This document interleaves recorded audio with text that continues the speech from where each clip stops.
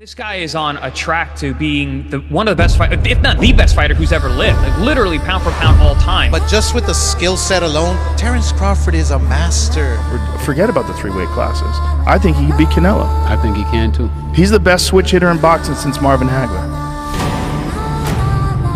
This is beautiful right hand. He will make Canelo look like a child. Fight fans, welcome back. His reputation is well cemented, and a punch by Canelo could not only be dangerous for him to lose the fight, but it could be dangerous for his life. Talks that initially sounded like hyperbole and hypotheticals on the back of a career-defining welterweight beatdown. You know, I like Spence and all the respect for him and everything, but I knew. Are now deadly serious. I don't know if it's God talking to me or what, but that's a fight that, yeah, I'm gonna try to pursue that. And where the Icarus effect might now see Terence Crawford flying a little too close to the sun, the temptation for greatness is able. If Terence Crawford pulled that off, where would that put him all time? I think he stands alone by himself.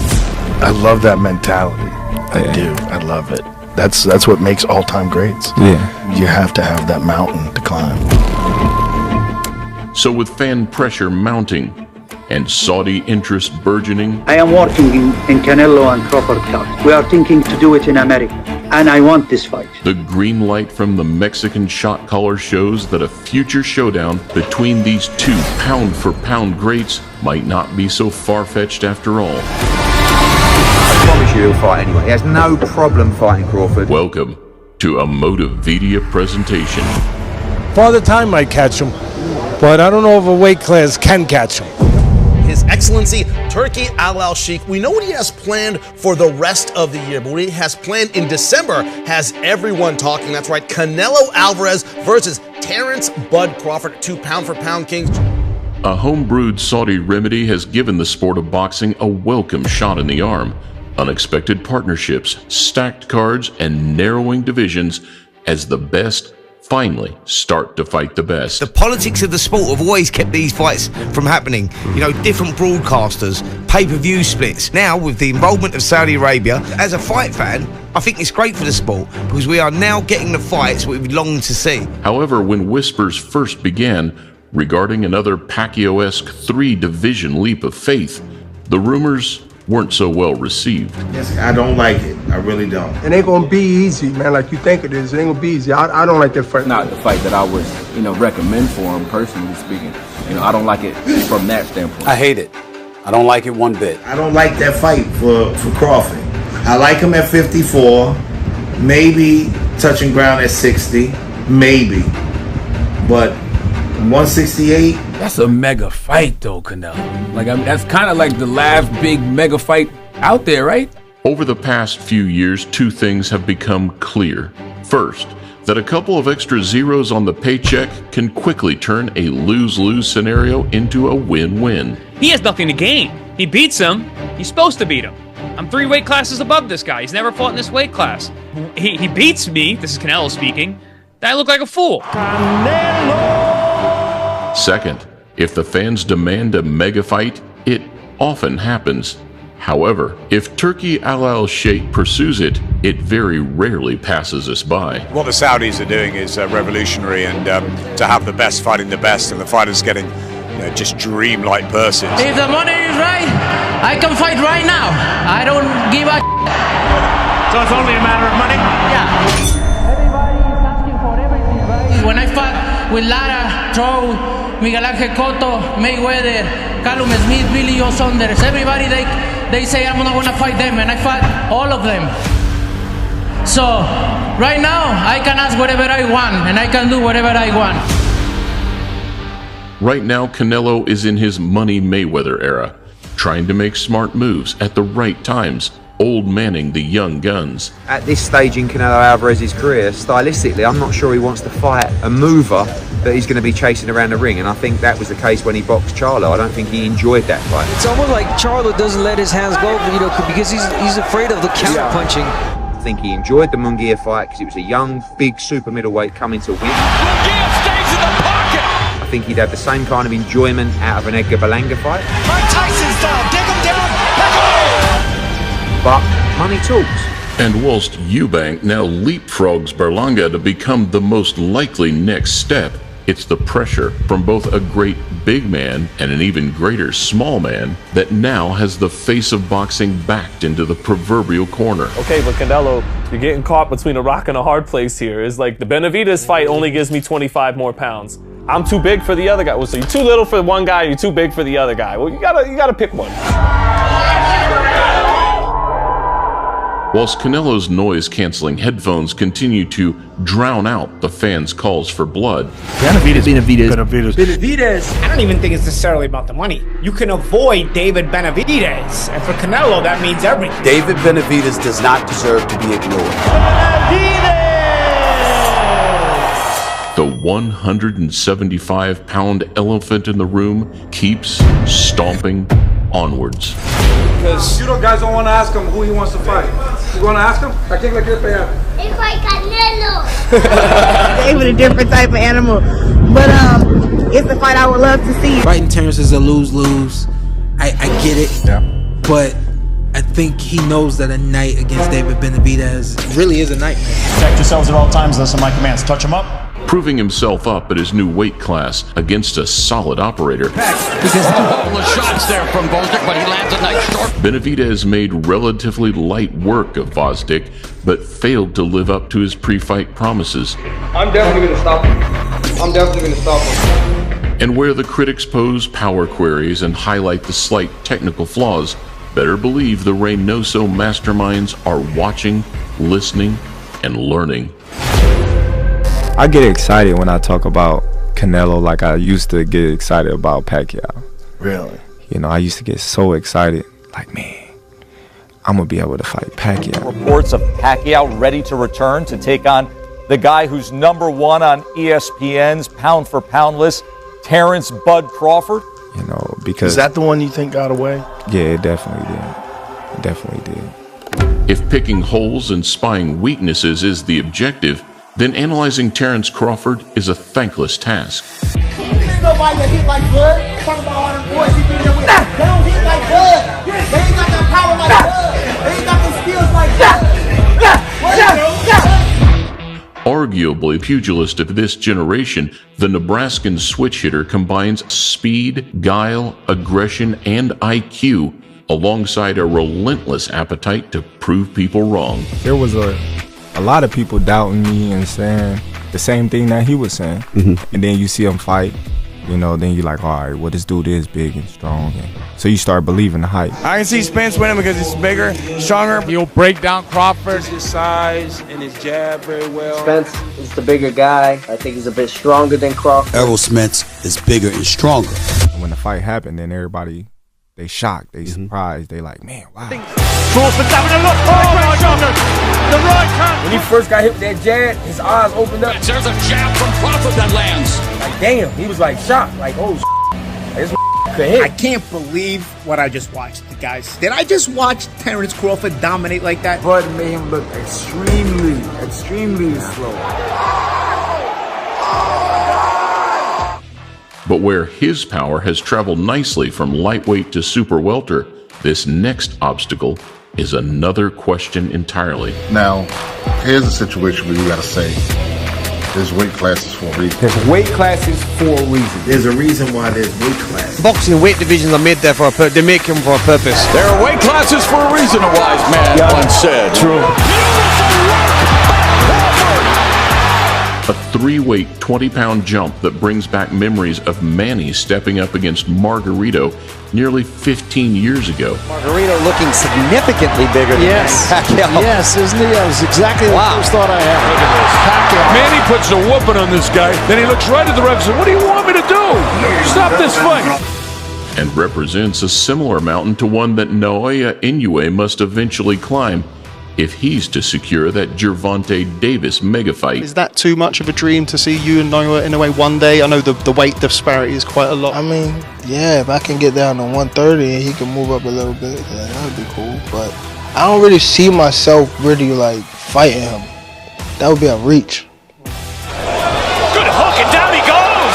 A temporary Madrimov roadblock brings its own challenges, but after frying all the fish at 147 and making the most anticipated fight of our generation look like an easy night's work, only the unthinkable is left for Crawford, and we're gonna need a bigger boat. Terrence Bud Crawford, your name is now in the history books, a name that'll never be forgotten. Well, you said this last night. You said that Bud could beat Canelo. I stand on that. I mean, I'm just speaking off of what I see with Bud. Listening to Shakur Stevenson, right, and him saying that he thought he was great. He thought he was the nicest until he fought you, and then after he said he sparred with you, he was like, damn, there's a lot that I need to work on. Bud always been sparring bigger guys. I remember one time he sparred Brian Jennings. Yeah, he sure did. I done seen Bud hurt heavyweights. Like, I done seen him hit heavyweights and on stinky legs. I'm telling you, he sparred me, man. He did not play. Terrence Crawford is knocking out heavyweight sparring partners. It's just that simple, I'm telling you. You can get in there with anybody. What's that punching power like? Good for 147? Great. You would think he'd fight 180. The man can punch, for sure. He's strong as hell. So, I just don't agree with the logic where they say Bud can't hurt Canelo or he don't got enough to keep Canelo off of him. You can be more athletic than me. You can be faster than me. You can be stronger than me. You can be more powerful, but I'm gonna find a way to get the advantage over you. Crawford, if you listen to interviews with the likes of Richard Torres, who is a heavyweight, mind you, saying that when Crawford and him wrestled, because Crawford likes to do wrestling, he couldn't believe the strength of Crawford. When he got him in a headlock and he locked in his grip, it was like, no, I can't break this. Terrence Crawford dropped me with the headlock or something like that, man. Terrence Crawford and I wrestled. He kicked my butt. Terrence got you too. I've seen him do this to men even bigger than you. Pick him up over his head. That's insane. Bud is strong, and I think he could beat Canelo Alvarez. I stand on that. I think that's just my opinion. What did you think about that fight in terms of you fighting Canelo? Did you see opportunity for yourself? Oh, definitely. What kind? A lot.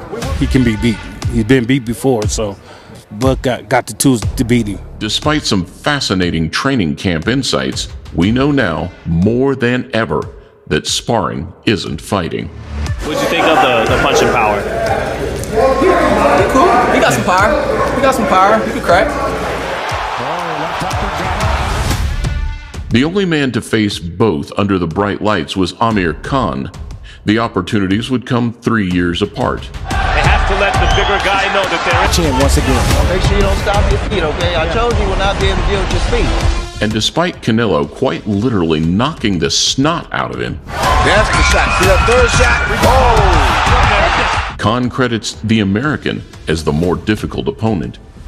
Remember, with the speed I had, bang, bang, bang, I throwing them combinations in, and he was making me miss by inches. Scores a knockdown! I thought to myself, wow, this guy, he's so precise and his timing was on point. Don't be confused by the accidental low blow, because the bottom line is the trainer said, I've seen enough.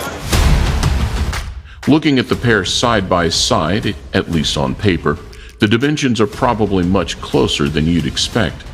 Height-wise, the two are almost identical, with Crawford befitting from a crucial few inches of reach. Crawford's a skillful fighter. He's not dumb. He's not coming in there trying to go toe-to-toe with no goddamn Canelo. 2 right uppercuts by Canelo.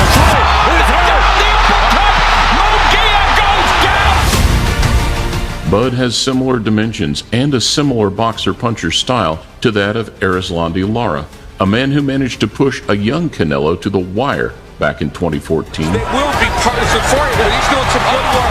Beautiful combination. He's got to do that catch and shoot. Steve Foreign has Lara up by 3, so according to him, Canelo does need the dramatic knockout.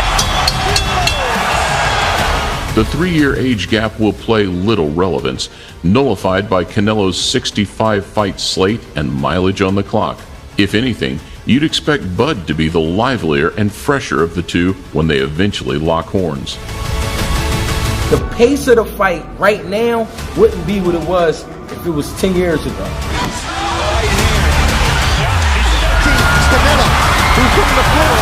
Again, he tells him to bring it. And Canelo.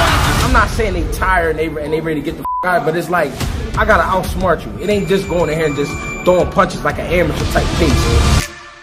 And I have no doubt, pure boxing skill against pure boxing skill, Crawford could outduel anybody. Everybody thinks that they can go in there and do something until they're actually in there trying to do something. My question is once you're not concerned about his power, what then? Triple G cracked Canelo. Canelo just took it and shook his head no.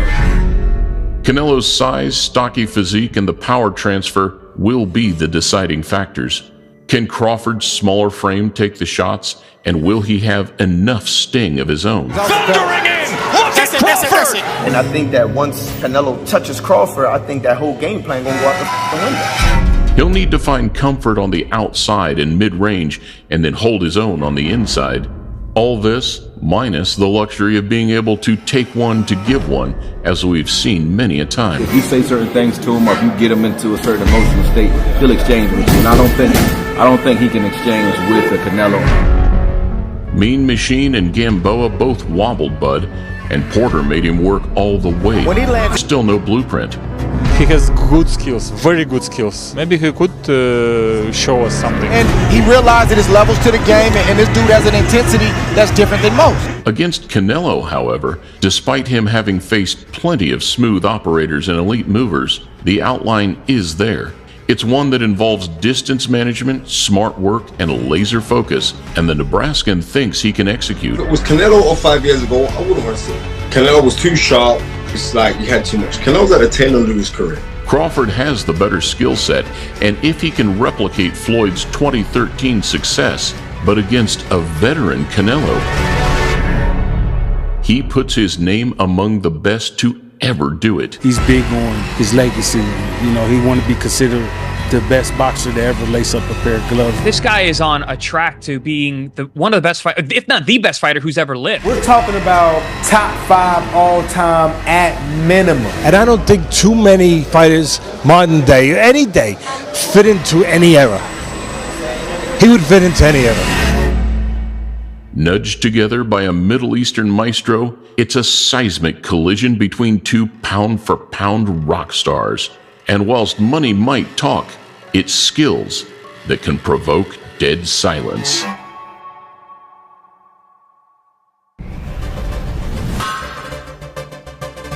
Okay,